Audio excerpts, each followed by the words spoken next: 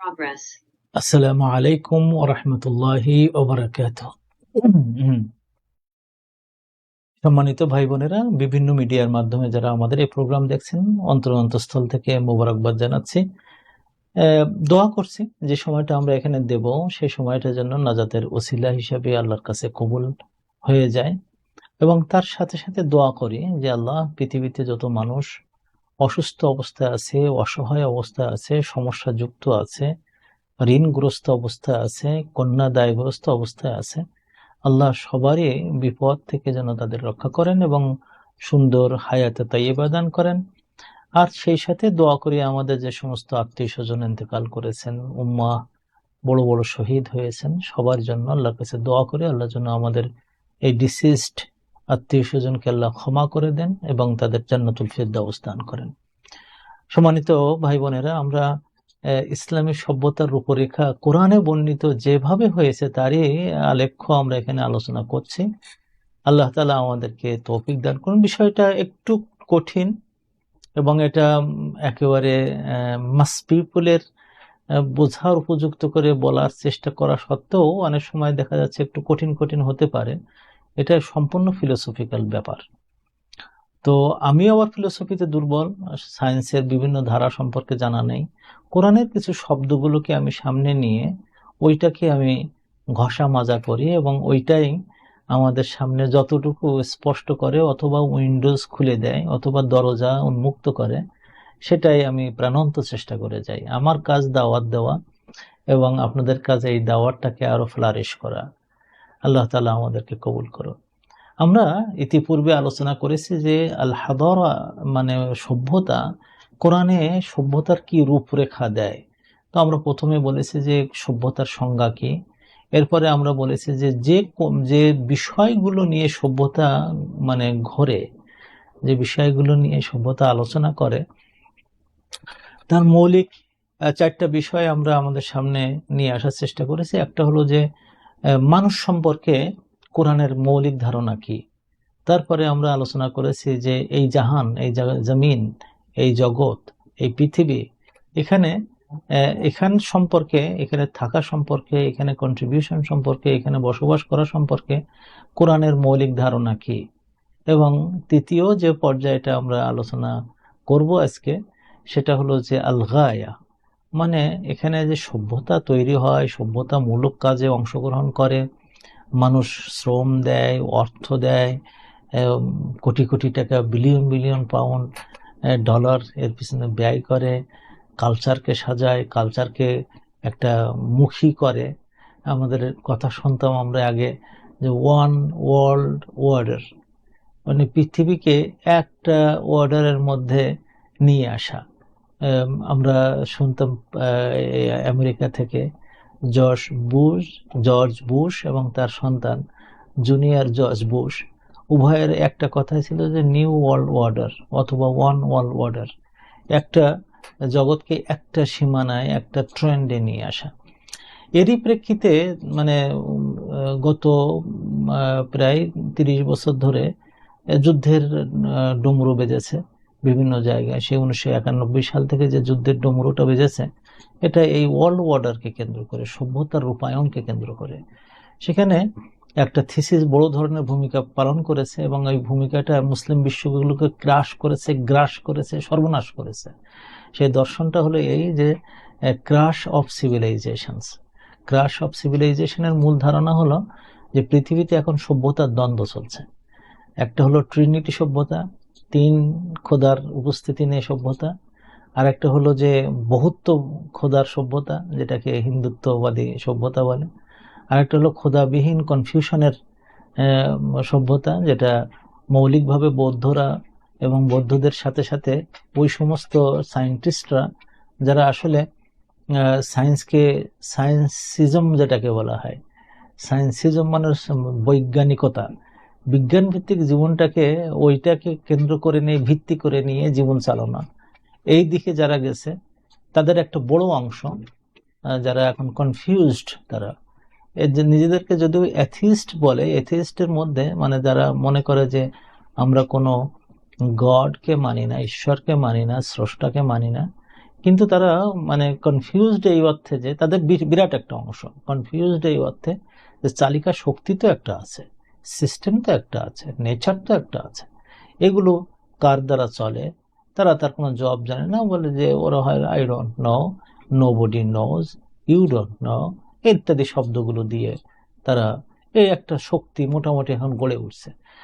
মানে অমঙ্গলের দিক হলো, ভয়াবহতার দিক হলো যে বর্তমান সভ্যতায় যখন জ্ঞান এবং বিজ্ঞানের প্রকাশটা এমন পর্যায়ে গেছে যে মানুষ আর অন্তরিক্ষে কোনো একটা গ্রহ কেন্দ্রিক নাই, তারা সামগ্রিক ইউনিভার্সকে তাদের মুঠোয় আনার চেষ্টা করছে বা জ্ঞানের কেন্দ্রে নিয়ে আসার চেষ্টা করছে।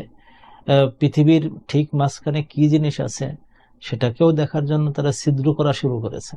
পৃথিবীটা এখন মানুষগুলো কিউরিওসিটির এই পর্যায়ে যাওয়ার পরে এবং তাদের বৈজ্ঞানিক যে সমস্ত আবিষ্কার সেটাকে এই ইকুইপমেন্ট তাদের হাতে তৈরি করার কারণে সেগুলোকে তারা যে ভাষণ বা অভিভাষণ বা ন্যারেটিভ দাঁড় করায়, সেটা হলে মানে বয়ান তৈরি করে, সেটা হলো এই যে চ্যালেঞ্জার, ভয়েজার, চ্যালেঞ্জিং, তারপরে হলো ফেসিং, মিটিং, উমুক তুমুক, যে আমরা কার মানে বিরুদ্ধে লেগেছে। এই হলো মোটামুটিভাবে পৃথিবীর বর্তমান সভ্যতার রূপকার যারা, তাদের চিন্তা ভাবনা। কিন্তু এর পাশে ইসলাম খুব ক্ষীণ কণ্ঠে এবং দুর্ভাগ্যজনকভাবে এটা হলো সত্য যে এই সম্পর্কে হয়তো সামান্য লোক কিছু কথা বলা, লেখা, কাজ করতেছে, কিন্তু এত দুর্বল কণ্ঠ যে তাদের সামনে তাদের হাতে চতুর্পাশে ইকুইপমেন্ট তৈরি করতে পারছে না বা তৈরি হতে দিচ্ছে না। ফলে পৃথিবীতে যে সভ্যতার যে নতুন বাণীর যে জয় ডঙ্কা আসার কথা ছিল সেটা আসতে পারছে না।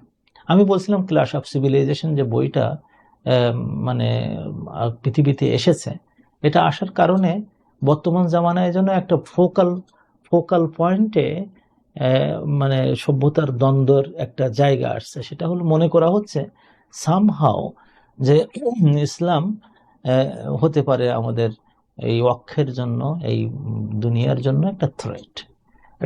কেন তারা মনে করতেছে যেসব সভ্যতার জন্ম বা সভ্যতার বিকাশ অথবা সভ্যতা স্প্রেড করার কারণে তাদের একটা অর্থনৈতিক উন্নয়ন তৈরি হয়েছে, তাদের একটা কালচারাল হেজেমনি তৈরি করতে পেরেছে, তারা একটা পৃথিবীতে বৈজ্ঞানিক প্রযুক্তি উন্নয়নের একটা ধারা তৈরি করতে পেরেছে এবং বলা যায় তার সাথে সাথে মানব শক্তিকে তারা উন্নয়নের একটা পর্যায়ে নিয়ে গেছে।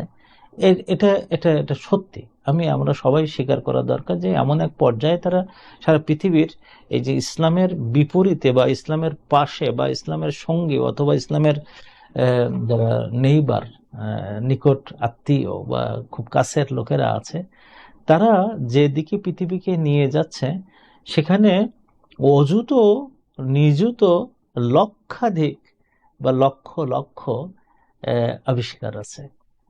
আমাদের এখানে রোগ হলে যেমন মিলিয়ন মিলিয়ন লোক মরে যাওয়ার আবহ তৈরি হয়েছে, রাতারাতি তার বিরুদ্ধে ঔষধ তৈরি করে দিয়ে তাদের আবার জীবনকে ফিরিয়ে আনার মতন অবস্থা তৈরি হয়েছে। এখানে যেমন ব্রেন খুব ড্যামেজ হচ্ছে খুব দ্রুত, ঘরে ঘরে ব্রেনের রোগী হয়ে যাচ্ছে, ঠিক তদ্রূপ ব্রেনকে আবার একেবারে ওয়াশ করে দিয়ে নতুন ব্রেন তৈরি করার ইকুইপমেন্ট আমাদের হাতে আল্লাহ তাআলা তৈরি করে দিয়েছেন।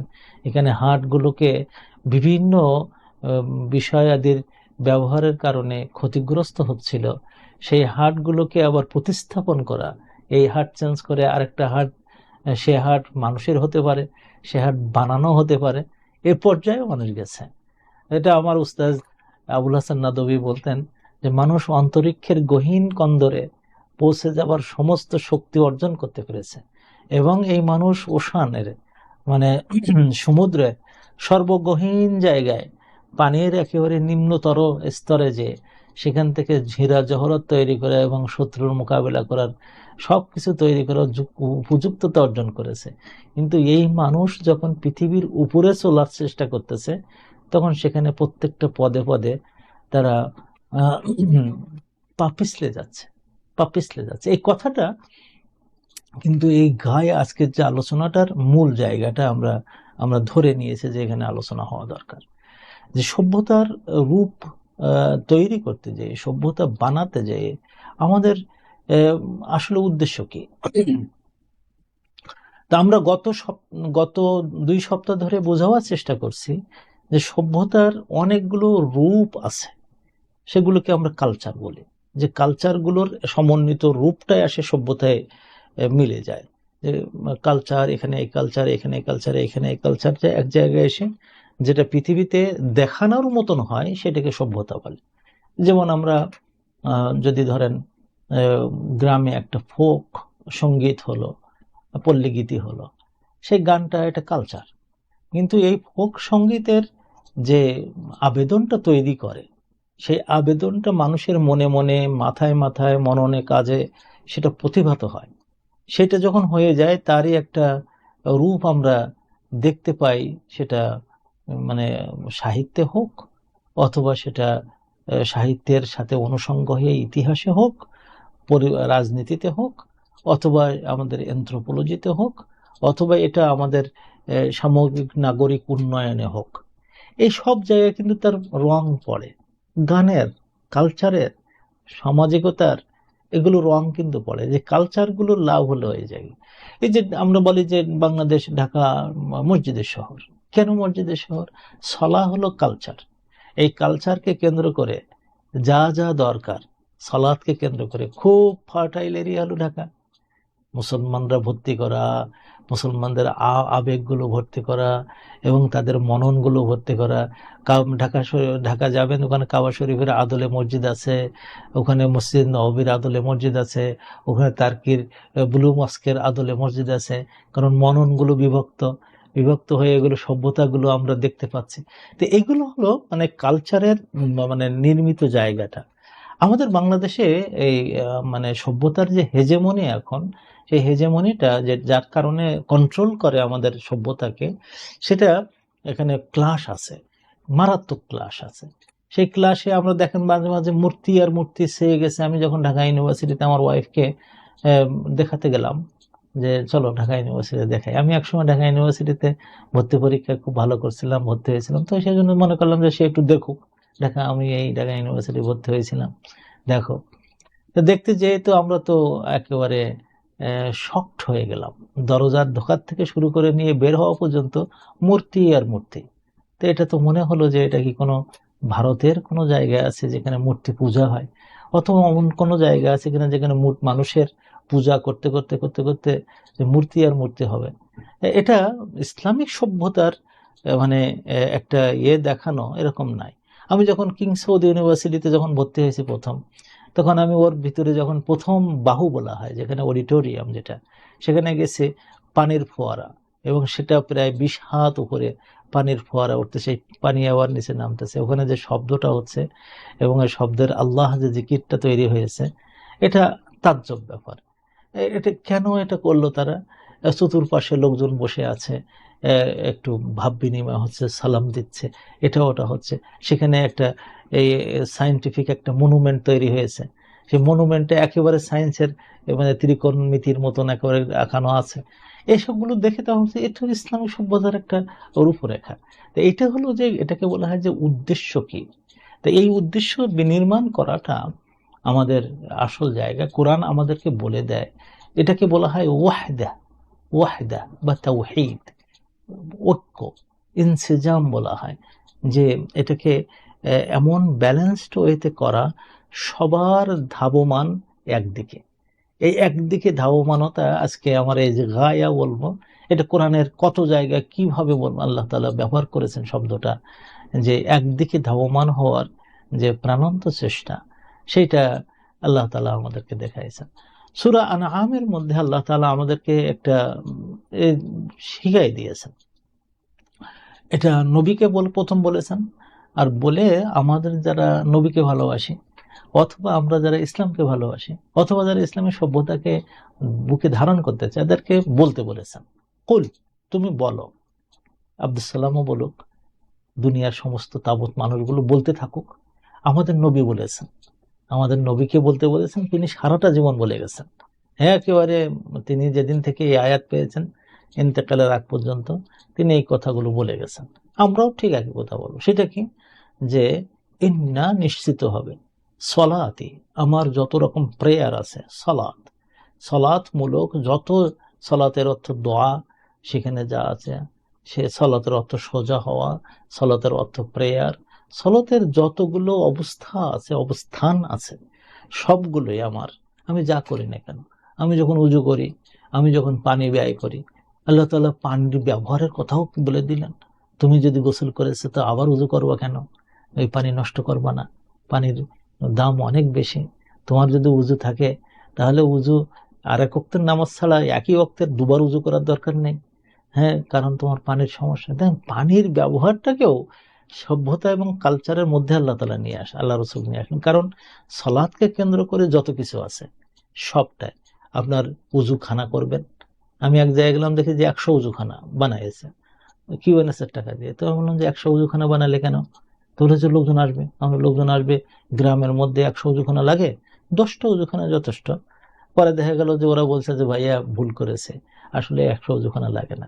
এখন এই যে উজুখানাগুলো করলাম, এটাকে আল্লাহ তাআলা বলে দেন যে না, এটা সালাত কেন্দ্রিক যে সভ্যতা তৈরি হওয়া দরকার ওটা ওই রকম হয়নি, এখানে তাসরুফ হয়েছে, এখানে ইবদার তাবদির হয়েছে, যেখানে মানে এত খরচ হয়েছে। আল্লাহ তাআলা আবার বলে দেন, খবরদার এমন তোমার পথ চলায়, তোমার সভ্যতা বিনির্মাণে তুমি যেন কখনো শয়তানের সঙ্গে হয়েও না। শয়তানের সঙ্গে কি? একজন, আমি এক মেহমানদারিতে গেছি, আমাকে দাওয়াত দিয়েছে, আমার পরিবার সহ সেখানে দাওয়াত দিয়েছে।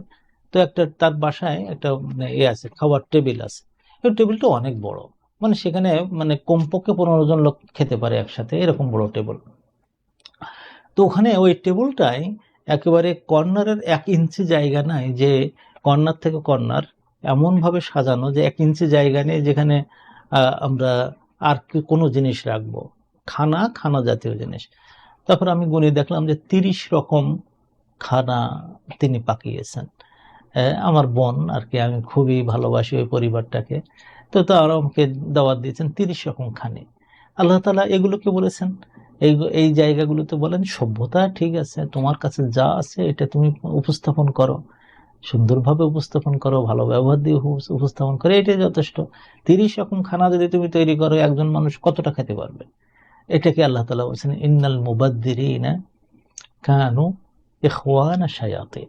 যারা এই ধরনের মানে এক্সট্রাভ্যাগান্ট জীবন যাপন করে, এখানে যারা ভরিশাস ইটার হয়, এদেরকে আল্লাহ তাআলা বলেন হেরা শয়তানের ভাই, এরা শয়তানের ভাই। তাহলে সালাত কেন্দ্রিকতাকে নিয়ে সামনে নিয়ে যে জীবনটা আসবে, আল্লাহ তাআলা বলছেন তোমরা বলো যে আমার সালাহ এবং সালাহ কেন্দ্রিক, নুসুক এবং নুসুক কেন্দ্রিক। নুসুক শব্দটা আবার আলাদা, নুসুক মানে ইবাদত করা। তো এই আবার সালাতের পরে আবার ইবাদত কেন বললেন? কারণ এমন কিছু ইবাদত আছে সেগুলো হলো নুসুক কেন্দ্রিক। নুসুক কি? নুসুক হলো যে জায়গা কেন্দ্রিক, এটা তখন ওই মসজিদ কেন্দ্রিক থাকে না, এটা আরো বেশি হয়। যেমন হাজরে আসওয়াদ চুমুন দেওয়া, তারপরে হলো কাবা ঘরকে কেন্দ্র করে এটা তাওয়াফ করা, এটা নুসুক কিন্তু সব। তারপরে এটা পশু কোরবানি করা, এটা কিন্তু সব নুসুক। কিন্তু এটা কিন্তু ব্যক্তি সত্তাকে ছাপিয়ে অন্য জায়গায়, সে জায়গা হোক, পশু হোক বা অন্য কিছু হোক, এগুলোকে কেন্দ্র করে যখন ঘুরতে থাকে তখন এটাকে বলা হয় নুসুক। আমাদের অনেক ইবাদত আছে কিন্তু জায়গা অথবা বস্তু কেন্দ্রিক আমাদের ইবাদত গুলো আল্লাহ তাআলা করেছেন। যেমন হলো কাবা ঘরের দিকে সবাই একসাথে নামাজ পড়া, এই যে কাবা ঘরকে কেন্দ্র করে নামাজ পড়া, এটাকে নুসুক বলা হয়। আর সালাতটা সালাত, কাবা ঘরের ওখানে যে তাওয়াফ করা, এটাকে নুসুক বলা হয়।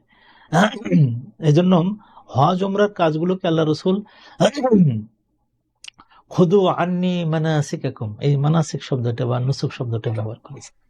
তো এটা আমাদেরকে মাথায় রাখা দরকার যে এই নুসুক যেটা হলো যে আমাদের কেন্দ্রিকতাকে সামনে, আমাদের ব্যক্তিকে ছাপিয়ে যেসব জায়গা কেন্দ্রিক আমাদের জীবন গঠিত হয় এবং সেখানে ইবাদত অর্জন হয়, সেটাকে নুসুক বলা হয়। সেটা হজ ওমরা হোক, সেটা জিহাদের ময়দান হোক, সেটা কোনো একটা জায়গায় যেয়ে আমার এই নুসুক করার জন্য সেসব জায়গায় যেতে হচ্ছে, এটাকে কেন্দ্র করে হোক, সবটাই। যেমন আপনি সালাতের জন্য মসজিদে যেতেন, এখন আপনার জানাজার জন্য আপনার আরেক জায়গায় যেতে হচ্ছে, ওই জায়গাটা যাওয়াটার না হলো নুসুকের মধ্যে আসে। তারপরে হলো যে আপনি ঈদগাহে যখন যাবেন, ঈদগাহে যাওয়ার জন্য যে আরো যে কাজগুলো করতে হচ্ছে, তো ঈদের নামাজ পড়া হলো সালাত, আর বাদ বাকি কাজগুলোকে নুসুক বলা হয়। খেয়াল করে দেখেন, আল্লাহ তাআলা বলছেন আমার, তুমি বলো যে আমার সলা কেন্দ্রিক, নুসুক এবং মানসাক কেন্দ্রিক, ও মাহিয়া, এবং শুধু তাই না, আমার মাহিয়া, মাহিয়ার দুটো অর্থ, একটা হলো হায়াত মানে জীবন যাপন, এটাকে মাহিয়া বলা হয়, অথবা জীবন যাপনের সময় বা স্থান যেখানে আমি জীবন যাপন করি, অথবা যে অবস্থায় আমি যেখানে আমি জীবন যাপন করি, অথবা যে অবস্থায় আমি জীবন যাপন করি, অথবা আমার হায়া ইটসেলফ, আমার যে শ্বাস প্রশ্বাস, আমার যে এগুলো মামাতি, এবং আমার মরণটা মামাত দিয়ে বলেছেন, মাউত না, এটা মামাতের ওইটাও একটা, যে মাওয়াতের মৃত্যুর ক্ষণ, মৃত্যুর অবস্থা, এই সবটাই লিল্লাহি রাব্বিল আলামিন, সবটা আল্লাহ তাআলাকে কেন্দ্র করে, সবটাই আল্লাহর জন্য, সবটা আমার জন্য, আল্লাহর জন্য। আপনি নখ কাটতেছেন, আপনার শরীরে একটা জিনিস মরে গিয়েছিল, সেটা কাটতে হয়, ওটা নখটা লম্বা হতে হতে হতে হতে পাগল এরকম ঘুরে ঘুরে ঘুরে ঘুরে জন্তুর নখের মতন হবে। সেদিন এক লোককে দেখলাম যে তার হাতের নখগুলো ঘোরানো। আমি বললাম যে ব্রাদার এটা কি? তাহলে this is one type of our ইবাদাত ওয়ারশিপ, তারা একটা ধর্ম পালন করে, সে ধর্মে নখ কাটা যায় না, চুলও এইরকম জটা বেঁধে গেছে, সভ্য জগৎ এই ইউকেতে, সেখানে ওটা রাখছে ওইটা।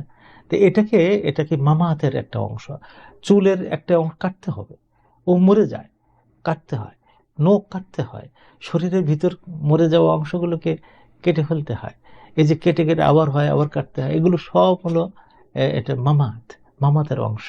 আমার শরীরে কিন্তু একটা জিনিস মরে না, রূহ মরে গেল, বদন দেহ মরে গেল, এটা না, কিন্তু প্রত্যেকটা নিয়ত আমি মরণের সম্মুখীন হচ্ছে।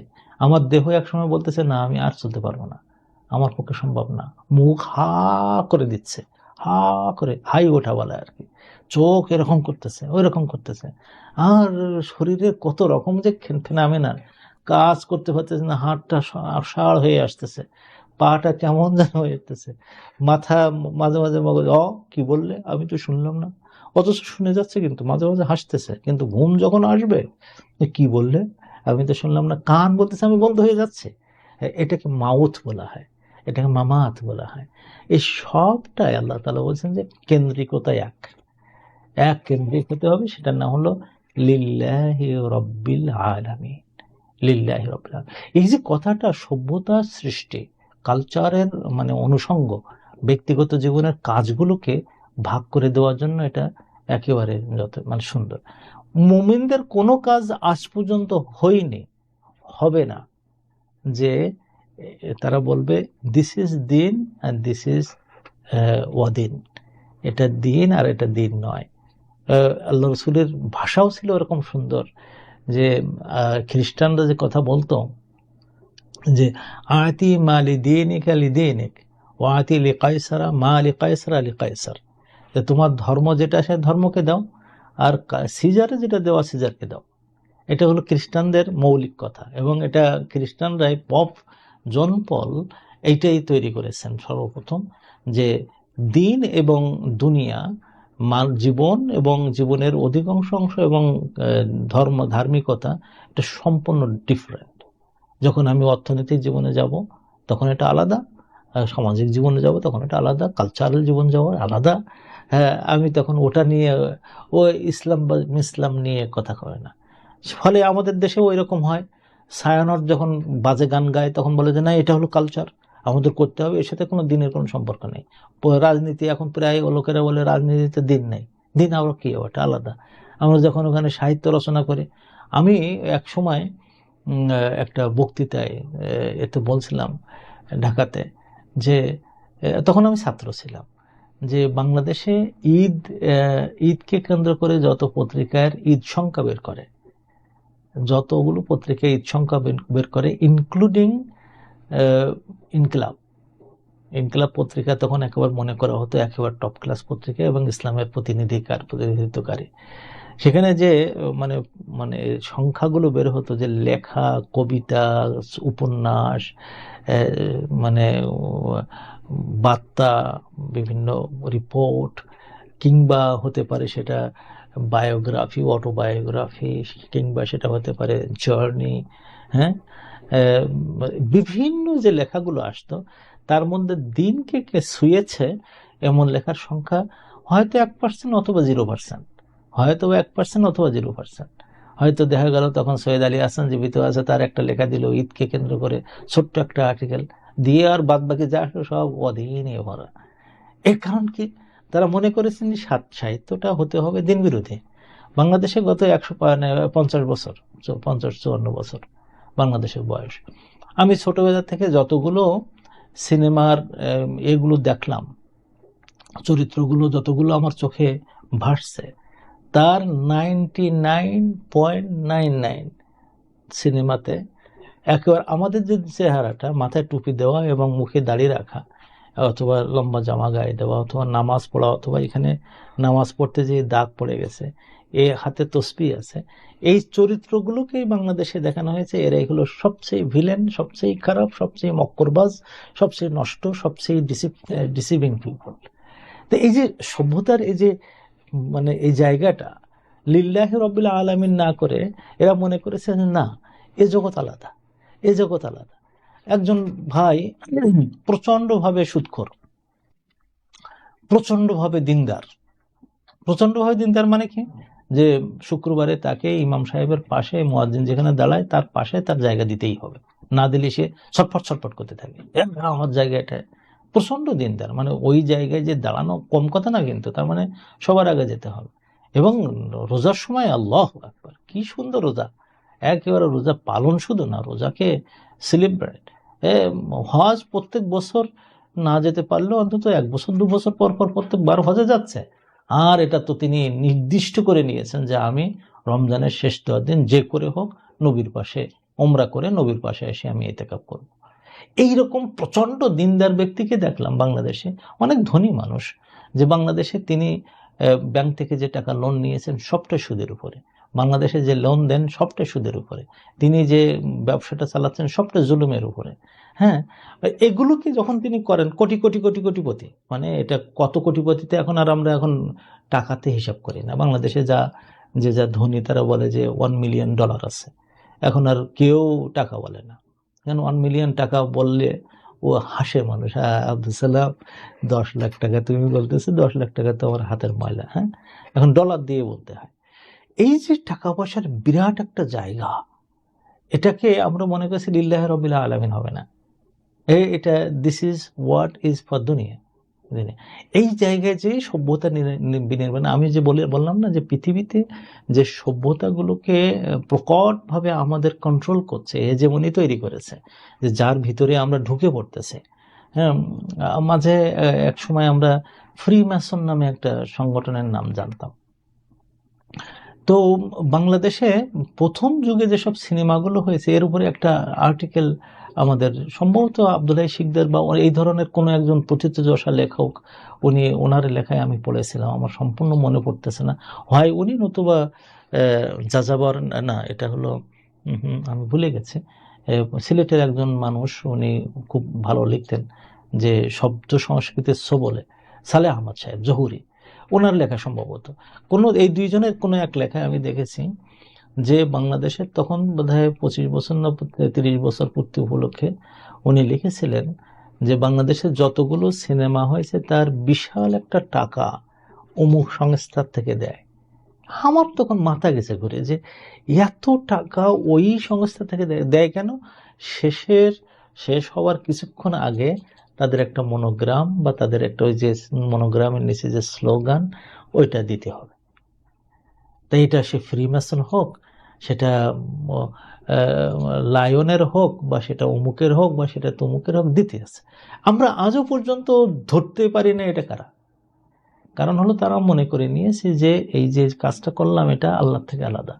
এই সভ্যতার কিছু লোক, তারা এগুলো যে হেজেমনি যাদের আছে তাদের হাতেই ওগুলো নিয়ে তারা চেষ্টা করে। এই জন্য মানে ইসলামিক সভ্যতার মৌলিক যে জায়গাটা আমাদের এখন যেতে হবে, সেই জায়গাটা হলো এই যে এর এই যে এক মানে উদ্দেশ্য যেটা, গায়া যেটা, এর যে একমাত্র কোন কারণে আমরা এই যে জায়গাটা আল্লাহ তাআলা আমাদেরকে বলে দিচ্ছেন যে তোমার সালাহ বা কালচারের দোয়া জাতীয় সব জিনিসগুলো নুসুক মানে তোমার কালচারের মানে বিভিন্ন জায়গায় যাওয়া, যে ইবাদত করার যে জায়গাগুলো, জিনিসগুলো, মাহিয়া তোমার জীবন যাপনের পদ্ধতিগুলো, তোমার জীবনের জন্য যে অনুষঙ্গগুলো আসে, মামাত তোমার মরণের যে দিকগুলো তোমার প্রত্যেক দিন আসে, এই সবটাই হতে হবে লিল্লাহি রাব্বিল আলামিন, লিল্লাহি রাব্বিল আলামিন। চিন্তা করে দেখেন, চিন্তা করে দেখেন। বলে তারপরে আল্লাহ তাআলা তার নবীকে বলতেছেন, এই কথা বলে শুধু চুপ করে থাকবেন না, এটা মুখ থেকে প্রত্যেক দিন বলবেন, শুধু তাই না, এটা আপনাকে ডিক্লারেশন অফ ফেথ দিতে হবে, শুধু তাই না, এটা আপনি প্রত্যেক দিন আপনি এই দোয়াটা বলে শেষ করবেন তা না, বলবেন যে লা শারিকা লাহু, এই ক্ষেত্রে যে আমি যা যা করতেছি এখানে কোনো রকম শরিক করব না। সে শরিক মানুষের হতে পারে, সে শরিক আল্লাহর হতে পারে, সে শরিক মানে ডিভাইন শরিক হতে পারে। আমরা মনে করে নিয়েছি যে, আমরা এক সময় শুনতাম ছোটবেলায় যে মানে হিন্দুরা যখন পূজা করতেছে তখন মুসলমানরা চাউল দিত বিভিন্ন ইয়েতে। কারণটা কি? তো কারণ হলো যে একটা দেবতা আছে, নাকি দেবী আছে, যার জন্য এটা দিলে পোকামাকড়, তারপর এই আগুন টাগুন, এটা ওটা সব নষ্ট হয়ে যায়। আমার মুসলমানদের ঘরের থেকে এগুলো দিতে দেখছে, অদ্ভুত ব্যাপার।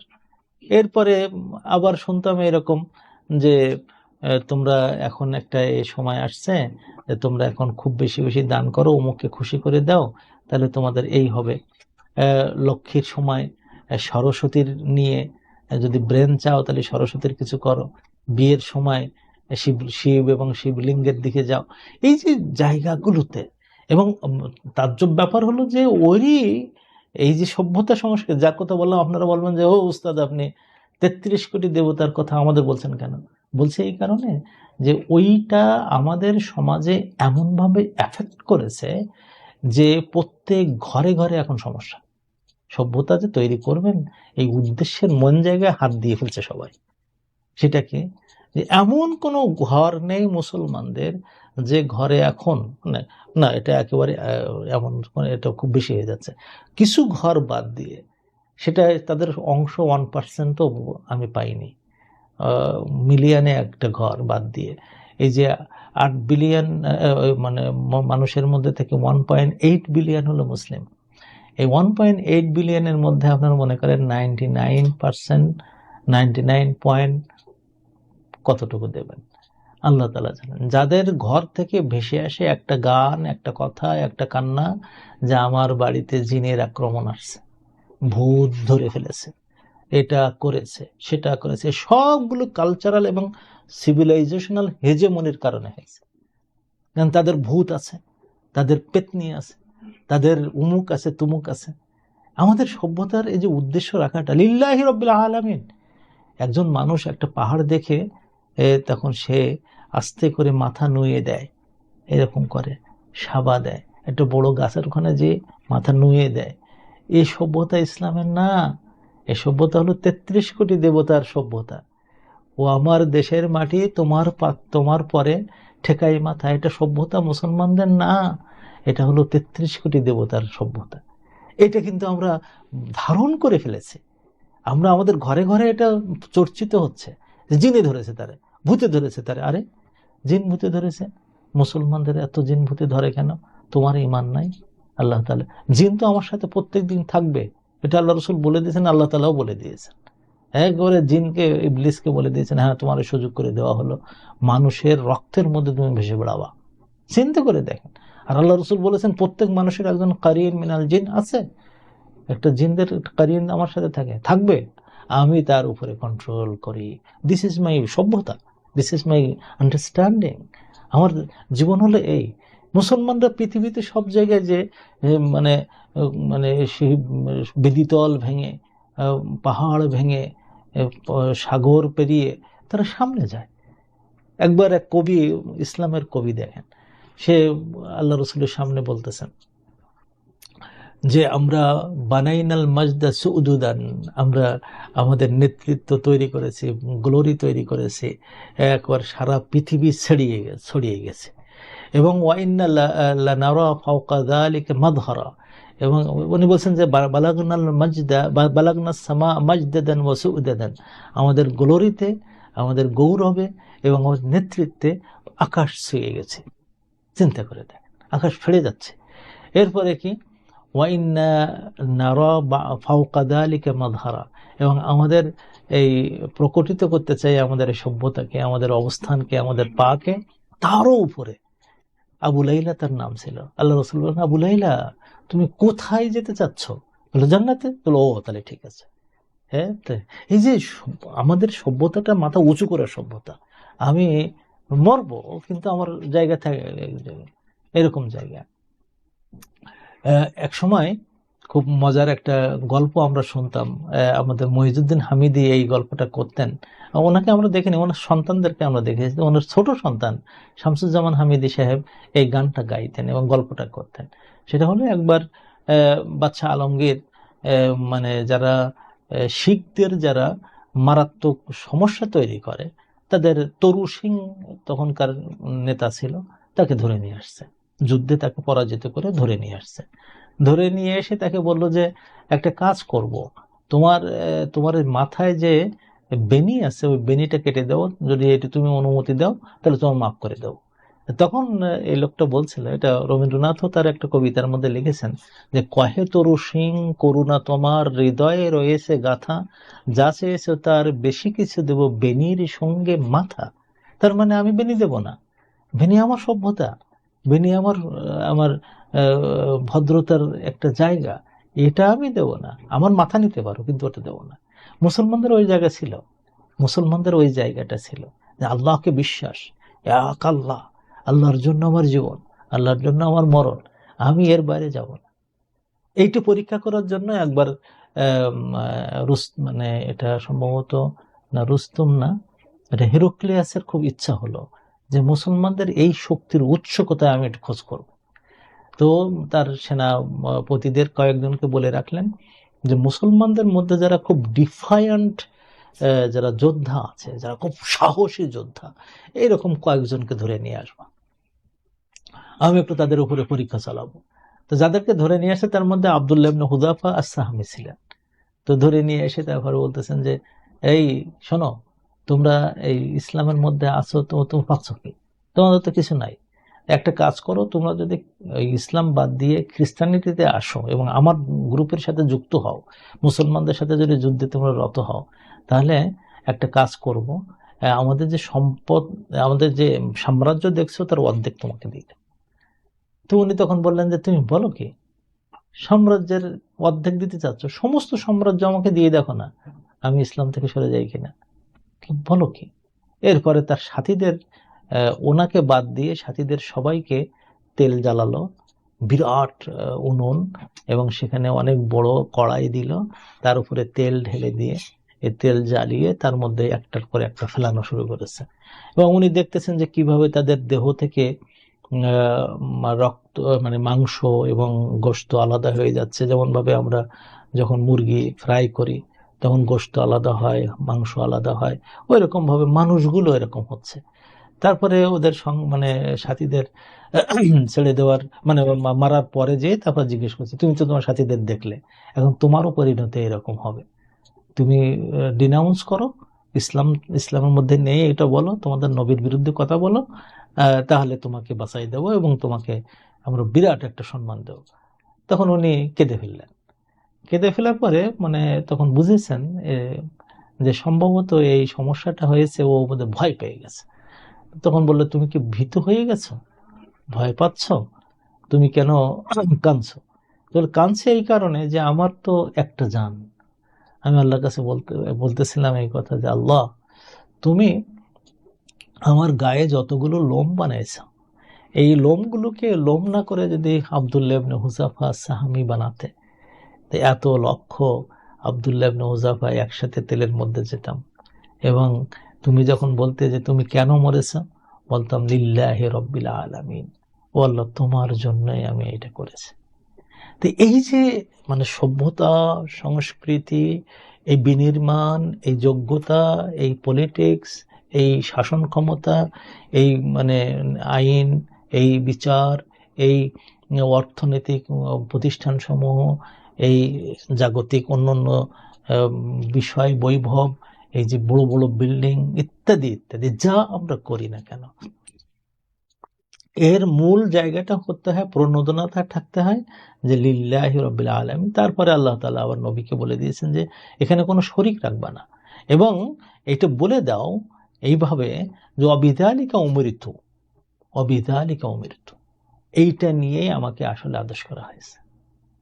এই যে জায়গাটা আসা, এই জায়গাটা আসা, আপনি বিচার কাজ করছেন, আপনি লিল্লাহি রাব্বিল আলামিন, আপনি নামাজ পড়তেছেন লিল্লাহি রাব্বিল আলামিন, আপনি সমাজের একজন হয়েছেন, আপনি এমপি হলেন, আপনি চেয়ারম্যান হয়েছেন লিল্লাহি রাব্বিল আলামিন। এই প্রত্যেকটা এই এক দেশ বা দর্শিতা বা এক জায়গায় নিয়ে যাওয়া বা একটা ভিশনের দিকে মানুষকে একত্রিত করা, ফোকাসড করে ফেলা ইসলামী সভ্যতার একটা বড় উদ্দেশ্য। তো এইটাকে আল্লাহ তাআলা তার যখন ভাষায় বলেছেন, তখন তিনি এইটা নিয়ে আসতে চান। দেখো, এই পৃথিবীতে তোমার যে মানে কর্তব্য কর্ম দিয়েছে, সেটা হলো তুমি একা একা নও, তুমি সবকিছু কাজ একা একা করবা তা না। তুমি তোমাকে, তোমার আত্মীয়কে, তোমার স্ত্রীকে, তোমার সন্তানকে, তোমার স্বামীকে, তোমার অন্য যে সমস্ত উপাদানগুলো তোমাকে নিয়ে ঘোরে, তাদের সবার সাথে তোমার ইন্টারাকশনগুলো, এই সবগুলোকে তোমার মূল জায়গাটা হলো যেটা আমরা গত 2 সপ্তাহ আগে বলেছি, যে তোমার কাজ হলো ইস্তেখলাফ, তুমি আল্লাহর প্রতিনিধিত্ব করবা। এই প্রতিনিধিত্ব আল্লাহ যা পছন্দ করে, সেই পছন্দ করা জিনিসগুলোকে এখানে ইন্ট্রোডিউস করা, তোমার ব্যক্তিগত জীবন, তোমার পারিবারিক জীবন, তোমার পরবর্তী জেনারেশনের জীবন, এই সবগুলোকে আল্লাহর হুকুম হাকাম দিয়ে সাজিয়ে তোলা। 2 নম্বর হলো কি, উবুদিয়াত, মানে হলো যে যা কিছু আমি করি, একেবারে কথা, কাজ, অনুমোদন, চিন্তা, প্ল্যান, স্টাডি ইত্যাদি ইত্যাদি যা কিছু হবে লিল্লাহি রাব্বিল আলামিন, এটা হলো উবুদিয়াত।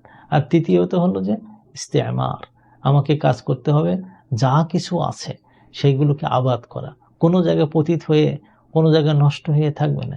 এক বাড়িতে খুব ভালো একটা ছাত্র, এত সুন্দর ব্রেন কি, কিন্তু তার বাবা তাকে 1 পয়সা পড়াতে পারতেছে না, তাকে খোঁজ করে নিয়ে আসা, চাচা কষ্ট করার দরকার নেই, আমি ওরে পড়াবো, আমার কাছে দিয়ে দেন। এই যে আগেকার জীবনে এরকমই ছিল, ফলে মুসলমানদের বিরাট অংশ শিক্ষিত ছিল। কারণ এখানে আমাদের কাজ হল এমারা করা। একটা ঘর ভেঙে গেছে, থাকতে পারছে না মানুষটা, আর আমি কি আনন্দে হাসতেছে যে বুড়ো মানুষ, হ্যাঁ তোমার জায়গায় কি সারা জীবন উল্টোপাল্টা করে কাটাইছ, আর এখন মরো না। ওখানে আমি যে বলবো যে আমার বাসায় একটা বাঁশ আছে, এই বাঁশটা তুমি নাও, নিয়ে এই জায়গাটা ছিদ্রটাকে তুমি করে দাও, এই তোমার এই বাড়িতে একটু আগুন জ্বালানোর জন্য আমি একটু লাকড়ি দিচ্ছি, তুমি এই আগুনে পোহাও, তোমার ঘরটাকে একটু সুন্দর লিপে দেওয়ার জন্য আমি কিছু ইট দিয়ে দিচ্ছি, তুমি একটু ঘরটা বানাও। মানব সমাজে ইস্তেমার একটা বিরাট জায়গা। এবং সর্বশেষ হলো ইসলাহ মানে সংস্কার করা। এই কাজগুলোকে বলা হয় আমাদের মানুষের কাজ এই দুনিয়াতে। তো এইগুলোকে আল্লাহ তাআলা সবটার উদ্দেশ্য করেছেন কিয়ামত, সবচেয়ে উদ্দেশ্য করেছেন আল্লাহ তাআলা, সবচেয়ে উদ্দেশ্য করেছেন আল্লাহর রেজামন্দি, লিল্লাহি রাব্বিল আলামিন। এখন এখানে এই যে লিল্লাহিয়াতটাকে বা আল্লাহ তাআলার জন্য সবকিছু করাটাকে, মানে আল্লাহ তাআলা এমন ভাবে তৈরি করে দেন যে আমাদেরকে শিখতে হয় প্রত্যেকটা সময়, এমনকি তাজ্জব ব্যাপার কি জানেন, যে আল্লাহ তাআলা আমাদেরকে বলেছেন তোমরা এমনও হয়ে যেতে পারে, তোমরা মানুষ কিন্তু শেখো বিভিন্ন সৃষ্টির বিভিন্ন জায়গা থেকে, অদ্ভুত হয়ে যেতে হয়। পাখির কাছ থেকে শিখতে বলেন আল্লাহ তাআলা, পিঁপড়ার কাছ থেকে শিখতে বলেন আল্লাহ তাআলা, হুদহুদের কাছ থেকে শিখতে বলেন আল্লাহ তাআলা। আর হয়েছে তাই। সুলাইমান আলাইহিস সালামের সময় আপনারা যদি তার ওই রাষ্ট্র পরিচালনা পদ্ধতিটা দেখেন এবং তার যে সভ্যতা বিনির্মাণের শক্তিগুলো যদি দেখেন, তাজ্জব হয়ে যেতে হয়। এবং কোনো জায়গায় আছে যে হুদহুদ পাখিও তাকে বলতেছেন যে আমি যা জানি এটা আপনি জানেন না, কারণ আমার জায়গা ওই অমুক জায়গায়, আমি ওটা দেখে আসছি, এটাকে আপনাকে আমি হেল্প করছে। হ্যাঁ, ইফরিত মিনাল জিন, সে বলতেছে যে আমি এই করতে পারি আপনার জন্য। এই যে এই মুসলমানদের সভ্যতা তৈরি করার ক্ষেত্রে এই সব জায়গাটাকে যখন সে ব্যবহার করবে, ওই ব্যবহারটা হতে হয় লিল্লাহি রাব্বিল আলামিন, সবটা আমি আল্লাহ তাআলার জন্য করতেছি, কোনো একটা মানুষের বা কোনো একটা শক্তির কাছে দায়বদ্ধতা থেকে নয়। হ্যাঁ, আমাদের দেশে বাচ্চাদের দেখার জন্য আমরা আবার ইউনেস্কোর কাছে যে তাদের কাছ থেকে টাকা নিয়ে এসে তাদের বলি যে আপনি একজন লোক পাঠিয়ে দিন, সে আমাদের দেখবে। কেন? হতে পারে তাদের সহযোগিতা নিতে পারি আমরা, কিন্তু আমাদের কাজ হলো লিল্লাহি রাব্বিল আলামিন। আমাদের কাজ দেখে যেন ইউনেস্কো দেখে যে দারুণ দারুণ ব্যাপার। একসময় আইএফএম এর টাকা মানে দেশে দেশে দিত, তো মাহাথির হঠাৎ করে বলে ফেললো যে আমরা টাকা নেব না। আনোয়ার ইব্রাহিমের সাথে যত বড় গন্ডগোল হলো তার মধ্যে একটা গন্ডগোল এটা, যে আইএমএফ টাকা আমরা নেব না। তো আনোয়ার ইব্রাহিম বলছে কেন নেবেন না? তাহলে না, ওর সুদ আমরা নেব না। বাহারে, আপনি সব সুদের জায়গা থেকে টাকা নিচ্ছেন, ওদের টাকা নেবেন না কেন? কারণ কি? কারণ হলো আইএমএফ এর একটা নিয়ম হলো এই, যে সব দেশের মানে টাকা দেবে তাদের ওই যে ট্রান্সপারেন্সি এবং ওদের যে সব নিয়মগুলো আছে ওগুলো মেনে চলার 100% লিখিত চুক্তি করতে হয়, যে টাকাটা কোথায় গেল এবং কারা কারা এর সাথে, এবং নেপোটিজম হচ্ছে কিনা এগুলো দেখা। এটা মুসলমানদের মাহাথির মোহাম্মদ এটা চাইলেন না, যে দিলে প্রত্যেকদিন আমাদের এখানে এসে খোঁজ নেবে, এটা হবে সেটা হবে। দেখা গেল যে আমার ছেলে আমার মেয়ে যদি নেয় কিছু বলতে পারবো না, তারপর অমুক যদি হয় তো। হ্যাঁ, শেষ পর্যন্ত ওদের টাকা নিতে চাইলো না। নিতে নেওয়ার না চাওয়ার এটা কারণ না কিন্তু যে সুদ দিচ্ছে তাই না, এটা এই কারণে যে এই যে আমাদের যে জবাব দেওয়ার মুখোমুখি হতে হবে, আমি জবাব দেব না। মুসলমানদের তো এই কাজ ছিল না। মুসলমানদের যে টাকা থাকে, আমার নানা ছিলেন, নানা হতো সম্পর্কে রিয়াসাত আলী সাহেব, উনি এমপি ছিলেন 2 বার এবং চেয়ারম্যান ছিলেন কয়েকবার। তো এরশাদ সাহেবের সময় উনি একবার বাংলাদেশের সেরা চেয়ারম্যান হিসেবে উনি পুরস্কৃত হয়েছিলেন। প্রথমত হলো যে উনি এত ভোট পেয়েছিলেন চেয়ারম্যানদের মধ্যে, অত ভোট আর কেউ পায়নি, মানে ইউনিয়নের প্রায় সব তার ভোট দিচ্ছে। দ্বিতীয়ত হলো যে সরকার যে টাকা পয়সাগুলো দেয় উন্নয়নের জন্য, উনি ওইটা খরচ করার পরে যেটা বেঁচে থাকে সেটা জমা দেন। তো এরশাদ সাহেব ওনাকে একবার দেখতে চাইলেন, যে আমি এই চেয়ারম্যানটাকে দেখবো, দেখি কি অবস্থা, কি ব্যাপার, আপনি ফিরাই দেন কেন? তাহলে কি করবো এটা? তাহলে তো আপনি খরচ করতে পারেন। নো, আমি তো সেবক, মুসলমানদের তো লিল্লাহি রাব্বিল আলামিন, আমি আল্লাহর জন্য এই কাজটা করতেছি। এই জন্য এইটার প্রভাব এত বেশি একটা মানুষের মধ্যে, এই সভ্যতার মধ্যে সাংঘাতিক। এই যে আপনারা যে গল্প শোনেন, প্রায় শুনবেন এই গল্প, যে মুসলমানদের উন্নয়ন এত আল্লাহ তাআলা দিলেন যে ওমর ইবনে আব্দুল আজিজের সময় যাকাত নেওয়ার লোক থাকতো না। বলেন তো কেন? যাকাত নেওয়ার লোক থাকবে না কেন? গরিব মানুষ থাকবে না এমন কোনো কথা আছে? কিন্তু জবাবদিহিতা, যে আমার কাছে এখন এমন টাকা আছে যে টাকা আমার যাকাত দেওয়া লাগে না, কিন্তু সরকার হোক অথবা ওই ব্যক্তি হোক যদি আমার এখন এই টাকাটা দেয়, তখন আমাকে কিন্তু এই টাকার যাকাত দেওয়া লাগবে। বলেন না না, আমি এই টাকা নেবো কেন? নিলে তো আমার আবার যাকাত দেওয়া লাগতেছে, আমি কোথায় পাবো? কে যাকাত দেওয়ার জন্য আমি কোথায় দৌড়ে বেড়াবো? দরকার কি? আমার যা আছে যথেষ্ট। এই যে জায়গাটা, সেটা কিন্তু লিল্লাহি রাব্বিল আলামিনের প্রণোদনাই হলো যাকাত না নেওয়ার মেন কারণ। এমন না কিন্তু যে ওই সময় সবাই মাল্টিমিলিয়নার হয়ে গেছিল না। ওখানে এমন লোকও ছিল, সে গরিব না, চলে ঠিক মতো, কিন্তু সামান্য টাকা বাড়লে সেটা যাকাত দিতে হয় তার। তো বলে না, আমি যাকাত নেব না। এই যে জায়গাটা আসা, এটা হলো লিল্লাহিয়াতের একটা জায়গা, মানে আল্লাহর জন্য আমি আমার এটা করছি। আমাদের সভ্যতার সমস্ত জায়গাটা, আমাদের কাজ হলো এই যে আমরা এটাকে লক্ষ্য রাখবো। অবিদালিকা উমের, এই ব্যাপারে আমাকে নির্দেশ দেওয়া হয়েছে, এবং আল্লাহ রসুল বলেছেন যে দেখো তোমরা আমার দিকে, এবং তিনি এটাকে ফ্লারিশ করতেন সবার কাছে। সাহাবাদেরকে বলতেন আমার প্রত্যেকটা কাজ তোমরা মানুষের কাছে পৌঁছে দাও। স্ত্রীকে বলতেন যে আমি ঘরের ভিতরে যা যা করি সব মানুষকে জানিয়ে দাও। সন্তানদেরকে বলতেন যে আমার কথাগুলো মানুষকে জানিয়ে দাও। কারণ কি? কারণ হলো ওয়া আনা আউয়ালুল মুসলিমিন। আল্লাহ রসুল আল্লাহ তাআলা তার রসুলকে বলেছেন এই ব্যাপারে, I am the first Muslims ever, আমি সমস্ত মুসলমান সমস্ত মানুষের মধ্যে প্রথম আত্মসমর্পণকারী। এটা বলো, এটা বলো।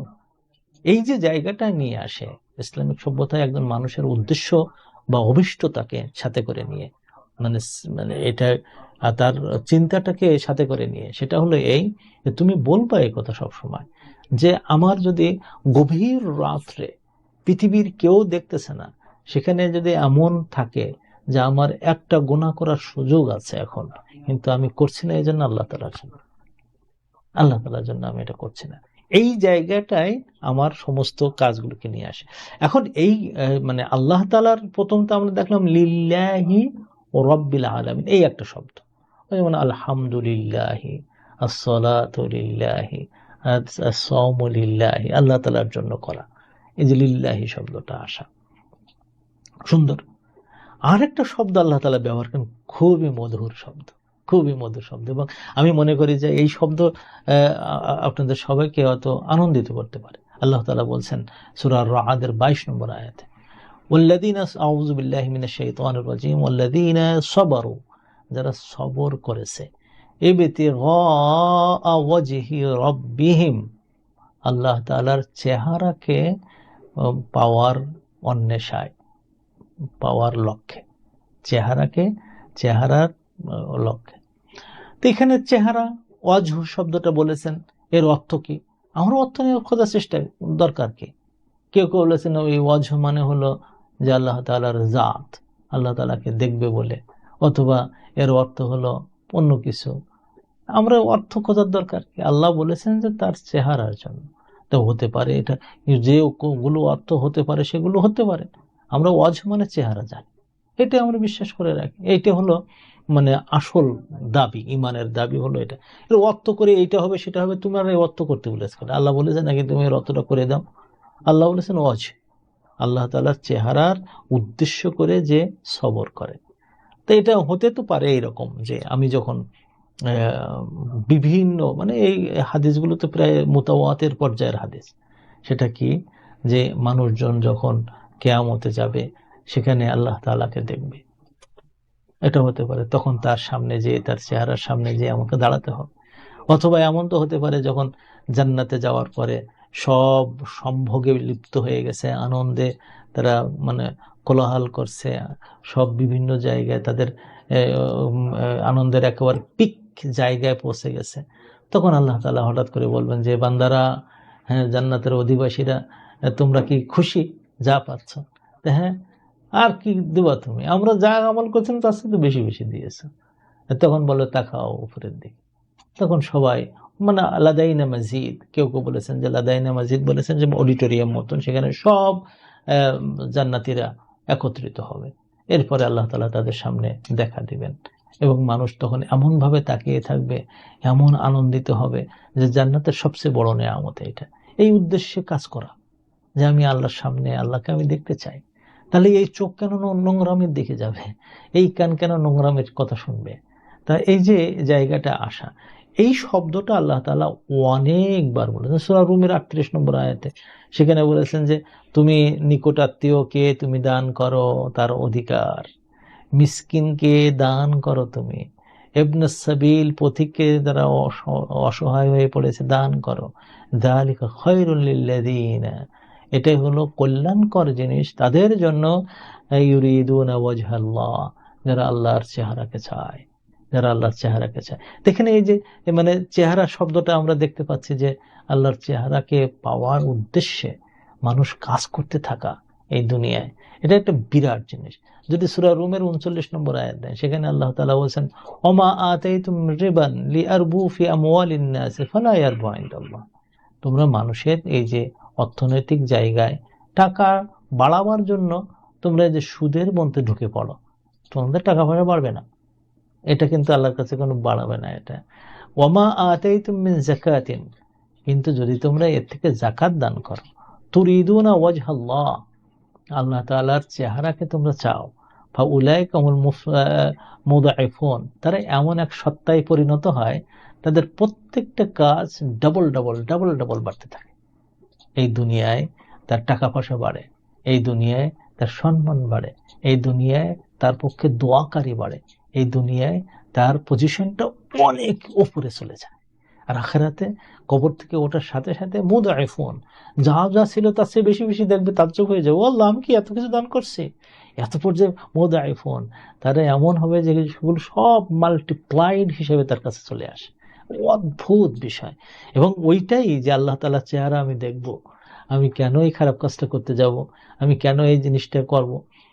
আমার মনে আছে যে একবার জাকাতের টাকা থেকে একটা খুব কম দামি এবং খারাপ জিনিস আমি একজনকে দিচ্ছিলাম। আব্বা বললেন, ওরা দিলি কেন? কিন্তু জাকাত দেবো তো, অসুবিধা নেই। না না না, ওটা রাখো, ওটা রাখো, ওটা প্রয়োজনে আমরা খাবো, কিন্তু এখান থেকে দাও। তো ওনার এই যে কথাটা আমার কাছে খুব আঘাত করলো ছোটবেলায়, যে উনি ভালো জিনিসটা মানে দিতে বললেন যারা জাকাত নেবে তাদেরকে, আর খারাপ জিনিস থাকলে প্রয়োজনে আমরা খাবো, কিন্তু ওটা দেবো কেন? এই যে জায়গাটা আসা তখন সম্ভব হবে যখন আপনি চাইবেন যে আমার এই কাজের দ্বারা আমি আল্লাহর চেহারাটা আমি দেখতে চাই, আল্লাহর চেহারাটা আমি দেখতে চাই। তো এই যে আল্লাহর চেহারাটা মানে এই যে কথাটা আসে, এটা কিন্তু খুবই সুন্দর। আল্লাহ তাআলা সূরা আনআমের মধ্যে আল্লাহ তাআলা অত্যন্ত সুন্দরভাবে 52 পৃষ্ঠা 52 নম্বর আয়াতে এইভাবে বলেছেন, কত সুন্দর কথা, যে ওয়ালা তাতুযিল্লাযিনা ইয়াদউনা রাব্বাহুম বিল গাদাতি ওয়াল আশি, হে নবী আপনার পাশ থেকে সরায়ে দিবেন না ওই সমস্ত লোকগুলো। অদ্ভুত, আপনি কাকে বন্ধু বানাচ্ছেন খেয়াল করে দেখছেন নেই? আমরা তো অনেক সময় মনে করি মাল্টি মিলিয়নিয়ার একজন আছে, খুব বড় একজন বন্ধু আছে, আর গর্ব করতে থাকে না। গর্ব কাদের সাথে করবেন? কাদেরকে কাছে রাখবেন, পাশে রাখবেন? যে যারা তাদের রবকে সকাল সন্ধ্যায় ডাকে, এবং ডাকার সময় তাদের একমাত্র উদ্দেশ্য থাকে ইউরিদুনা ওয়াজহাহু, তারা আল্লাহ তাআলার চেহারাকে তারা চায়। এইরকম মানুষদের তুমি পাশে রাখো এবং তাদেরকে তুমি কাছে রাখো। যদি আরেকটা জায়গায় দেখেন সূরা কাহাফের, যে সূরা কাহাফ পড়লে আমাদের দাজ্জাল থেকে বাঁচা যায়, খুবই খুশি আমরা দাজ্জাল থেকে বাঁচতেছি। কিন্তু কারণটা কি? কারণ হলো তার মধ্যে একটা হলো যে আমার জীবনের যে উদ্দেশ্য রাখা দরকার, সেটা হলো এই ওয়াসবির নাফসাকা মা আল্লাযীনা ইয়াদউনা রাব্বাহুম বিল গাদাতি ওয়াল আশি ইউরিদুনা ওয়াজহাহু, তুমি তোমার নিজেকে বেঁধে রাখো ওই সমস্ত লোকদের সাথে, যে সমস্ত লোকগুলো আল্লাহ তাআলাকে ডাকে সকাল সন্ধ্যায়, এবং তারা আল্লাহর ওয়াজ, আল্লাহর চেহারাকে চায়। এই ধরনের লোকদের সাথে আমার সম্পর্ক হতে হবে। মানে আমি আমার কর্মস্থল, জবের জায়গা, আনন্দের মুহূর্ত, আমার গ্যাদারিংয়ের পরিবেশটা, এই সব জায়গায় যেন আমাদের উদ্দেশ্য থাকে এটা, যে আমি এটা চাই। এই ওয়াজহের আরেকটা শব্দ আল্লাহ তাআলা অল্টারনেটিভ শব্দ ব্যবহার করেছেন, সেটাকে আমাদের আরো উৎসাহিত করে। সেটা কি? অমিনান নাসি মান ইয়াশরি নাফসাহু, কিছু কিছু মানুষ আছে যারা নিজেকে মানে বিক্রি করে দিয়েছে, নিজেদের আর কিছু রাখিনি, যা আছে সব আল্লাহ তাআলাকে। কারণ কি? ইবতিগা মারদাতিল্লাহ, আল্লাহর যতগুলো সন্তুষ্টি আছে, যতগুলো সন্তুষ্টি এবং সন্তুষ্টির স্থান আছে, এর দুটো অর্থ আসে, একটা হলো মিম মাসদারি, আর একটা হলো মানে ইসমে জরফ। যত সন্তুষ্টির জায়গা আছে, জান্নাত, মানে জান্নাতুল ফেরদাউস, বিভিন্ন, এরপরে হলো সুন্দর কবর, হ্যাঁ, যত মারদার জায়গা আছে, রেদার যতগুলো জায়গা আছে, অথবা এটা মাসদরি, অত্যন্ত দামি কথা, যে আল্লাহর যতগুলো সন্তুষ্টির ক্ষেত্র আছে, সবটার উদ্দেশ্যে যখন কাজ করে, তখন আল্লাহ তাআলা বলেন যে রউফুম বিল ইবাদ, তখন এই সমস্ত বান্দাদের ক্ষেত্রে আল্লাহর আলাদা একটা ভালোবাসা থাকে, স্নেহ থাকে। এখানে আরেকটা শব্দ আমরা দেখি, সেটা হলো যে মারদাতিল্লাহ। এই কথাটাই আমাদেরকে বলে দেয় যে আপনি আপনার যাবতীয় কর্মকাণ্ডের সেন্টার যদি এইভাবে করেন যে আল্লাহ তাআলাই হলো আমার আসল জায়গা, আমি যা কিছু করি আমি আল্লাহ তাআলার জন্য করি। আমি একটা বড় মসজিদ বানাতে পারিনি, কিন্তু একটা মসজিদের ইট তৈরি করে দিয়েছি, ওটার কারণে আপনি পূর্ণ জান্নাতের জায়গা পাবেন। কারণটা কি? কারণ মারদাতিল্লাহ, কারণ হলো ওয়াজহুল্লাহ, আল্লাহ তাআলার চেহারা আমি দেখতে চাই, আল্লাহ তাআলার সন্তুষ্টির জায়গা আমি পেতে চাই, অথবা সন্তুষ্টি আমি পেতে চাই। এইরকম চিন্তা ভাবনা করলে দেখা গেল যে আপনি এই ভালো ভালো জায়গাগুলোতে আসছেন। সম্মানিত ভাই বোনেরা, আমরা আজকে এখানেই শেষ করতে যাচ্ছি, এই কথা বলে যে আমাদের কাজগুলোকে আমরা সেন্টার্ড করে ফেলে, উদ্দেশ্য লক্ষ্য করে নিয়ে যাই, আমাদের ফোকাল পয়েন্ট তৈরি করে দেয়, এবং আমাদের জীবনের সমস্ত কাজগুলোকে কেন্দ্র করে আমার আল্লাহ তাআলার প্রতি আমি যা কিছু করব, যা কিছু বলবো, যা কিছু প্ল্যান করব, যা কিছু চিন্তায় আনবো, সবটাই আল্লাহ কেন্দ্রিক। এটা যদি হয়, আমাদের সভ্যতা তখন হয়ে ওঠে এক কেন্দ্রিক সভ্যতা। আপনি যান, আপনি স্পেনের পুরাতন ইতিহাসে যান, আপনি মোগল সাম্রাজ্যের দিকে তাকান, আপনি লাহোরের মানে গুলবাগে ঘুরে বেড়ান, আপনি বাংলাদেশের সোনার গাঁওতে ঘুরে আসেন, আপনি রাজশাহীতে ঘুরুন, অথবা আপনি আলবেনিয়াতে যান, আপনি তুরস্কের আপনার আশেপাশে ঘুরুন, যেখানে যেখানে দেখবেন যে ঐক্য, এই যে সভ্যতার যে ঐক্য, যে ইনসিজাম, যে মিলন আল্লাহ তাআলা তৈরি করে দেন, সব দেখবেন যে এক কেন্দ্রিক, আল্লাহ তাআলা কেন্দ্রিক। এই যে সভ্যতা এত উন্নত, এত সুন্দর, আর অন্যান্য সভ্যতার সাথে এখন তুলনা করুন, সেখানে থাকে গন্ডগোল, সেখানে থাকে ধিক্কার, সেখানে থাকে নিজেদের মধ্যে সমস্যা, সেখানে থাকে গুড়িয়ে দেওয়ার, এক সভ্যতা আরেক সভ্যতাকে শেষ করে গুড়িয়ে দেওয়ার কথা। ইসলামী সভ্যতা যেখানে গেছে, গুড়িয়ে দেওয়ার সভ্যতা থাকেনি কোনোদিন সেখানে। মেন কথা আমরা আগামী সপ্তাহে আলোচনা করব যে মানহাজ, কিভাবে এই সভ্যতাকে তৈরি করতে হয়, কোরআন কি বলে।